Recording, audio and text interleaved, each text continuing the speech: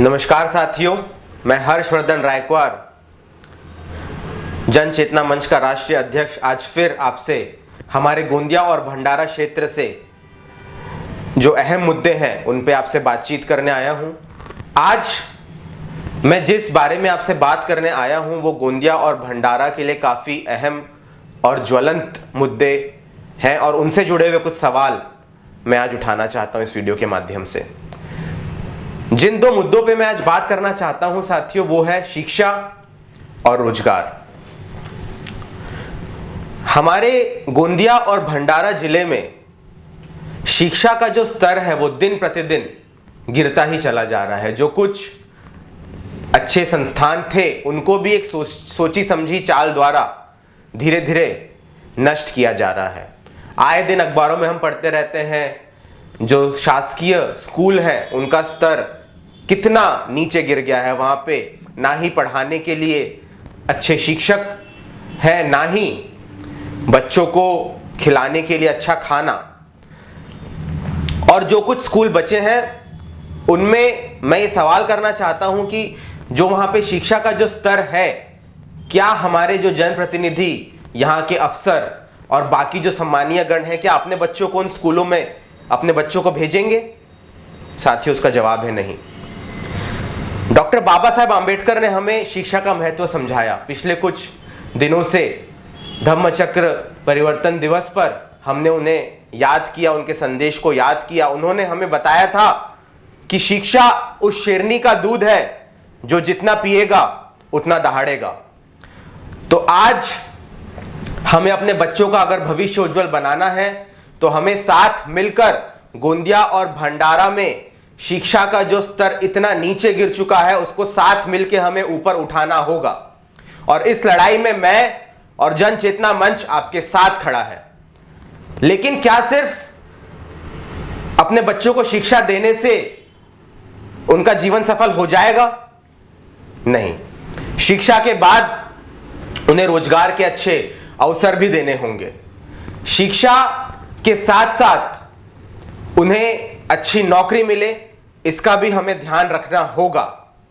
आज हम देखते हैं कि किस तरह शिक्षित होने के बाद भी एक युवा या युवती गोंदिया भंडारा में अच्छी शिक्षा पा लेने के बाद भी एक अच्छी नौकरी लगाने में पूरी तरह असक्षम है। और कहीं ना कहीं इसका जो जिम्मा है वो भी हमारे जनप्रतिनिधियों को, शासकीय अफसरों को और जो उच्च लेवल पे जो अफसर बैठे हैं उन्हें लेना पड़ेगा कि वो पूरी तरह से हमारे युवक और युवतियों को रोजगार देने में असफल रहे हैं। पहले तो उन्होंने अच्छी शिक्षा का प्रबंध नहीं किया और जो कुछ होनहार लोग शिक्षित हो भी जा रहे हैं उसके बाद भी उन्हें नौकरियां नहीं मिल पा रही है। दोस्तों, आए दिन मैं अखबार में पढ़ता रहता हूं, हमारा विदर्भ किसान आत्महत्या को लेकर पूरे देश भर में जाना जाता है कि हमारे यहां का किसान आत्महत्या दर आप सबको पता है कितना अधिक है। और उसके बाद किसान आत्महत्या का तो हम लोग जो प्रॉब्लम है वो सॉल्व कर नहीं पाए। और आजकल जो एक नए प्रॉब्लम से हम जूझ रहे हैं वो युवकों की आत्महत्या का है। पिछले कुछ दिनों में युवक और युवतियों ने भी यहां पे हार के, हताश होके आत्महत्या करना शुरू कर दिया है। और सरकार का इस तरफ कोई भी ध्यान नहीं है।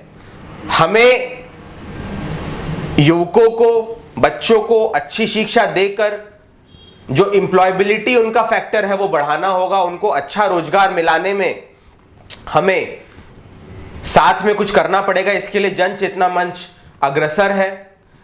अगर आपको अपने बच्चों की शिक्षा से संबंधित कोई भी सवाल है, या अगर आप एक युवक हैं, आप शिक्षा पा चुके हैं, एक युवक या आप एक युवती है, आप अच्छी शिक्षा पा चुके हैं और आपको एक अच्छी नौकरी नहीं मिल पा रही है, तो आप मुझसे आकर मिले।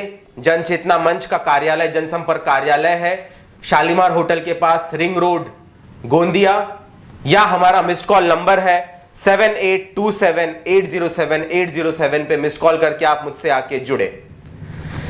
इसके साथ साथ साथियों, मैं कुछ अहम मुद्दों पर आपसे बात करना चाहता हूं और वो है कि रोजगार मिलने के बाद भी कुछ संस्थाएं यहां पर है और संस्थाओं के साथ साथ सरकारी जो कार्यालय है वो भी है, जो हमारे युवकों का और युवतियों का उनका जॉब लगने के बाद भी उनके अधिकारों का हनन किया जा रहा है। जो उनके अधिकार है, जो उनकी सैलरी है, जो उनका प्रोविडेंट फंड है और जो बाकी उनका इंश्योरेंस है और जो बाकी भी उनके जो अधिकार है वो उनको नहीं मिल रहे हैं।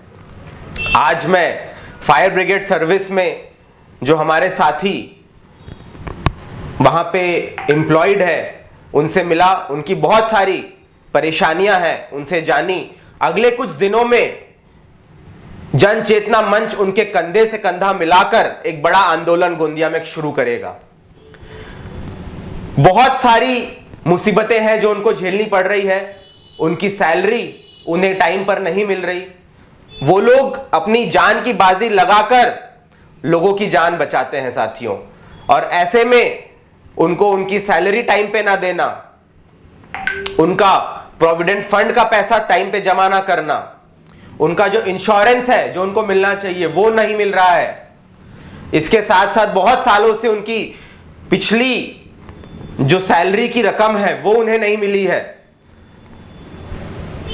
तो ऐसे बहुत सारे अहम सवाल है और सिर्फ फायर सर्विसेज भी नहीं बल्कि और भी बहुत सारी सर्विसेज है जो हमारे जिले में जरूरी है, जो अगर रुक जाए तो जनजीवन, सामान्य जनजीवन रुक जाएगा। लेकिन फिर भी नगर परिषद के अफसर और बाकी जो संस्थाएं हैं जिनसे वो लोग उन नगर परिषद से जुड़े हुए हैं, वो संस्थाएं उनके इन अधिकारों का हनन कर रही है।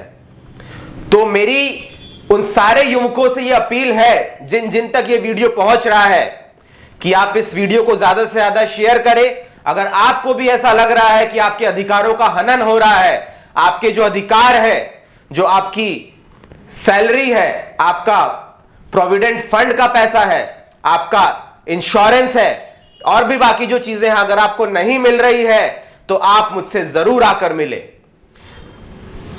और अगले ही कुछ दिनों में हम हमारे कार्यालय में एक बड़ी मीटिंग करेंगे जिसमें ये सारी जानकारी आपको दी जाएगी। आप ट्यून्ड इन रहे मेरे व्हाट्सएप पे 9916679948 मेरा व्हाट्सएप नंबर है। आप मेरे व्हाट्सएप पे ट्यून्ड इन रहे, मेरे इंस्टाग्राम, मेरे फेसबुक चैनल पे ट्यून्ड इन रहे। जल्द ही हम एक बड़ा आंदोलन शुरू करेंगे आपके अधिकारों के लिए और मेरा ये आपसे वादा है कि जब तक ये अधिकार हमें मिल नहीं जाते नगर परिषद से और बाकी संस्थाओं से, हम लोग चुप नहीं बैठेंगे।